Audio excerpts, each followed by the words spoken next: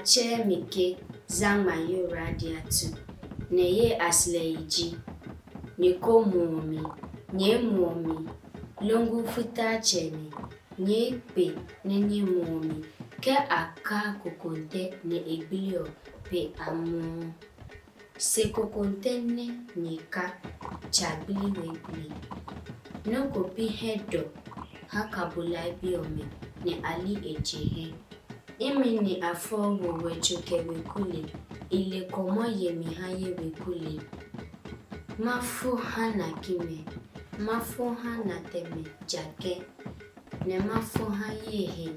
Ne mafu ha salama tuke habiba hundo. Mafu ke ya ohwe. Ne mafu ke ya ohie kefante kula. Wabi nyeko muomi. Weku ke wechu ni afo miwo.